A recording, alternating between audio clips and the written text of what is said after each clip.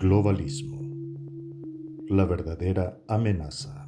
De Ricardo Martín Almada, 2017-2019. Capítulo cuarto, quinta parte, episodio cuarto. Influencia de la banca sionista Rothschild en la historia. La verdadera historia de la masonería y la infiltración Illuminati hacia los planes globalistas del nuevo orden mundial. Voz en off, Miguel Yegros. Sean todos bienvenidos. Los términos del préstamo fueron los siguientes.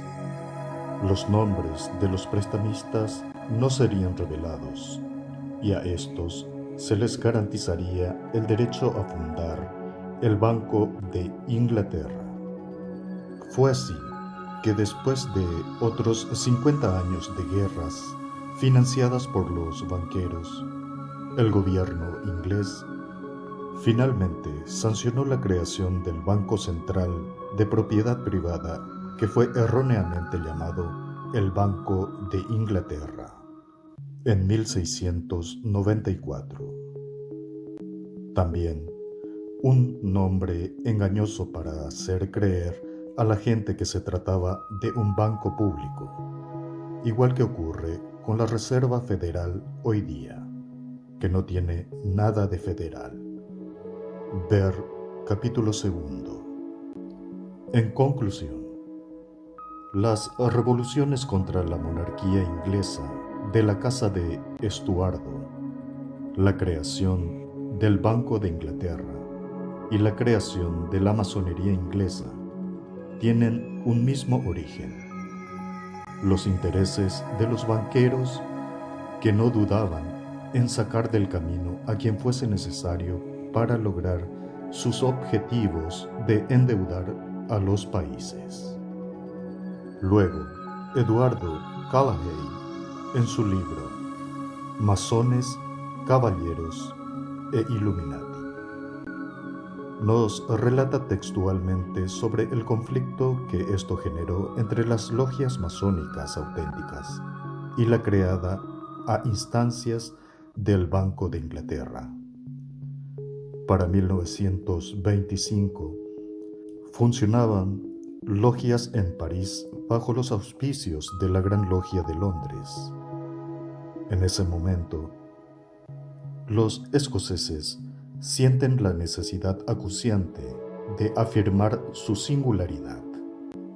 Es allí donde el desarrollo de los temas templarios y la caballería permiten marcar una fuerte diferencia. Aparece entonces una masonería escocesa. Hacia 1730, las tensiones entre ambas masonerías se habían acrecentado. Londres trataba de hacer pie en las logias francesas, a la vez que observaba de cerca la actividad de los numerosos estuardistas exiliados, cuyo principal objetivo era reorganizar una acción militar contra Inglaterra que les permitiese recuperar la corona reclamada por el pretendiente Estuardo. Para ello, esperaban contar con el apoyo de Francia, aliada histórica, y desde luego de Roma. Y va más allá cuando sostiene que es importante subrayar que si persiste el concepto y el término escocés en la francmasonería, es porque la identificación nacional de los jacobistas exiliados en Francia con su estricto plan político dejó una impronta imborrable, fijando líneas, principios e imaginería que modelarán una masonería diversificada de la inglesa. Está más que claro, la masonería inglesa, la actual Gran Logia Unida de Inglaterra, fue una herramienta de mantenimiento del poder del Banco de Inglaterra, y para mantener a raya a cualquiera que intente organizarse para que los Estuardo, legítimos reyes, recuperen el trono.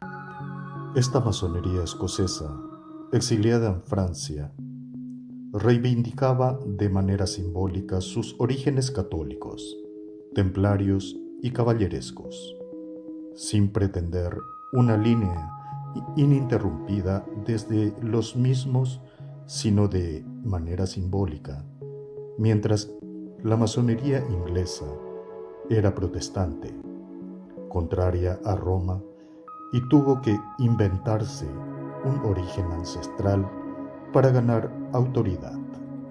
Recordemos que el protestantismo tenía leyes contra la usura mucho más laxas, y de ello hablamos en el capítulo 3 con más detalles. Esta masonería inglesa es la que fue extendiendo poco a poco sus tentáculos, y el matrimonio final con los Rothschild se da con la creación de los Illuminati en 1776, en un intento final de unificar el poder y el control. No es lo mismo ser masón antes de 1776 que después de 1782, y ciertamente no todos los masones estuvieron bajo el control de los Rothschild. Hasta mucho tiempo después, muchos siguieron siendo libres pensadores con principios, no sobornables, nacionalistas y críticos a esta manipulación, tal vez siguiendo la línea de aquellos primeros masones escoceses jacobistas. El conocimiento es riqueza. Gracias por asistir. Voz en off, Miguel Yepes.